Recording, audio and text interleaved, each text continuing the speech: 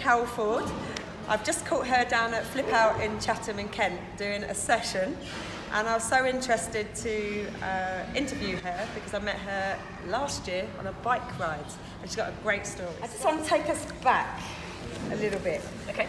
I met you last year, and then you were telling me your story, how you got into cycling. That's right. So tell us how you got into it and why you got into cycling in particular. When I was at school, I was quite sporty at school, but when I left school, I went to the mod work, and I basically, just cut a very long story short, I put on quite a lot of weight, and at my heaviest in 2003, I was 22 and a bit stone. That's how much I weighed. I was very unhappy, as most people are who are overweight.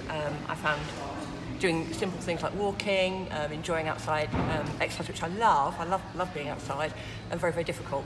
And I sort of resolved, well, I need to find, a solution and what would work for me. As it turns out, I have a condition which people do have called polycystic ovary syndrome, and one of the side effects of polycystic ovary syndrome, or PCOS, is disproportionate weight gain. So that was being treated, which was fantastic, but I still was carrying a lot of weight. So I actually sort of went into the gym, as you do, and sort of, I've got to sort of do exercise. It's like the gym didn't really inspire me because I couldn't do it, because I was too overweight, I was too unfit, so I couldn't do it. And there's all these people that were looking amazing and whatever. And I thought, well, what is it can I do? And one of the gym instructors, she was actually very inspirational, Debbie, she's a triathlete. And I thought, oh, now that sounds like fun. That sounds like really good fun. I didn't really relish the thought of swimming, but I thought, well, I can run. And I can certainly ride a bike. I used to love riding my bike when I was a child. And I think it was that was the trigger, was actually invoking memories of childhood. Right. Riding bikes, scrappy bikes, not so not remembering modern that ones. can Remember, do they something. can do things. It's like anything. Was that your actual trigger? Because you say if you're 22 stone, I think it's really hard for people to change their mindset to go, I'm actually going to do something about it. Yeah. I mean, what was the health reason for doing something about it? And then obviously you found the practical reason. Exactly, yeah. So was it a health reason first? Yeah, I mean, basically it was because of the polycystic ovaries, because that can turn into diabetes. Right. So in later life you can end up with diabetes, and that's the last thing. So basically you end up on medication. That's serious medication with serious health implications. But also, it's actually about enjoying life. At the end of the day, it's like, I wasn't happy in that place, and it doesn't matter what weight you are. If you're not happy in that place, then do something about it, right? Absolutely, yeah. And I think the thing with Debbie in terms of actually being able to do it, so when I was in the gym, I couldn't do it, or I thought I couldn't do it. And it's when you actually do something that you can do. I think that's the thing, is that yes, there is the serious side of stuff in terms of your health, but also there's actually the fun bit to it. I mean, when I came across this, Steve from Kent Sports Trust brought me here about a month or so ago, and we just came on a Saturday, and we came to Flip Out Chatham, and it was just like, oh my goodness, and it was amazing because there's all these kids. It's just like, I want to get on the trampoline, and it's like, there was adults sort of saying, it was like, get on the trampolines, it's just brilliant. And then I found out that they do these exercise classes. I thought, well, I'm definitely going to do that and try that out. So you met Debbie, and it was about triathlon. Yep, so I did. So what was the first step to thinking that I'm going to do a triathlon? I was about 17 and a half stone when we had this sort of thought, and it was about actually putting together something and a target. It was having a target, something that I could actually achieve and get to.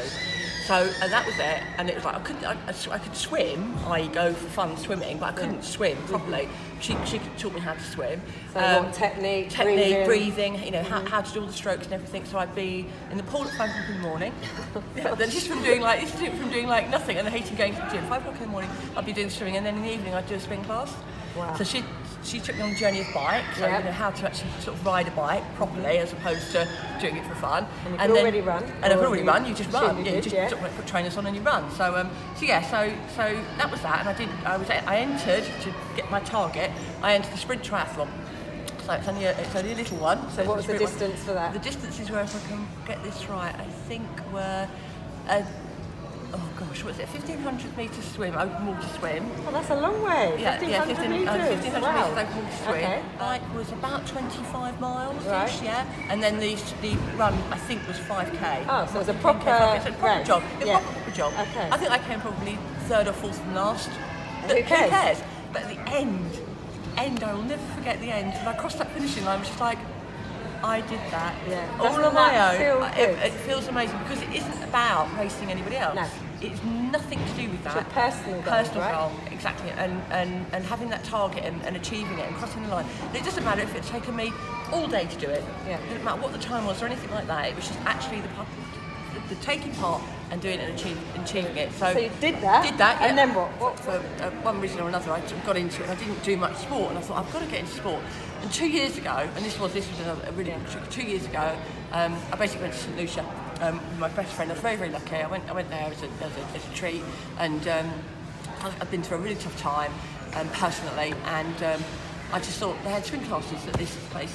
Yeah. Just like, okay, in this beautiful, beautiful like glass thing, and I sort of like went spinning. I thought, I really miss my biking, because 5 years ago I was told I couldn't run anymore because I've got degenerative disc disease. Oh gosh. Which is just, it sounds really bad, but it's actually just something that's progressive, and a lot of people so you don't want have to it, impact but you that. don't want to impact it. So it's like no lifting, shifting or digging, they say, so no impact stuff or anything. It's like, right, okay.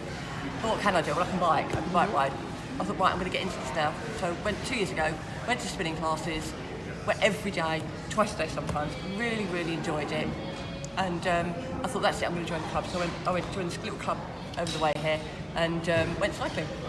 And then I met Steve Wall from Kent Sports Trust, and we had a discussion about how the company that I work for, which is Gotem & Son, so how can we get involved and get people active, just even if it's just, it doesn't have to be big, massive goals, or just people walking, just how can we get involved with somebody that's doing something about that? And it was like, okay, Kent Sports Trust are doing all this great stuff with all sorts of different people from all sorts of different walks of life.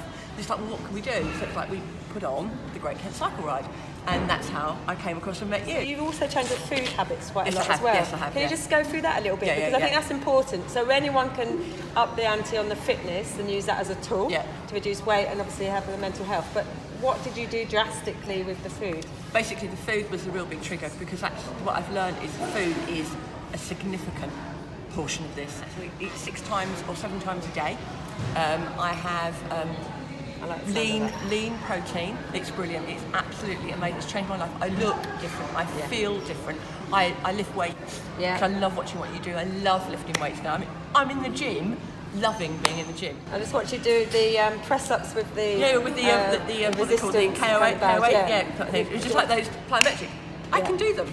Yeah. I can do them. Yes, okay, they're assisted, but it doesn't matter. I can do them. Do you think you're now obsessed by your fitness? I mean, how do you now judge yourself? So from doing nothing, overweight, not happy, you're clearly very happy, which is brilliant. How do you now judge that spectrum of where you've gone from to where you are now? What's your place now? My place is that I have got the energy, I have got the strength to be able to do whatever I feel like doing. If I want to come here and do a trampolining session for an hour or half an hour or for a bit of fun, I can do it. Brilliant. If I want to go for a 5k run, I go with Lee and I go on a 5k run. I can do it. I don't have to train to do it.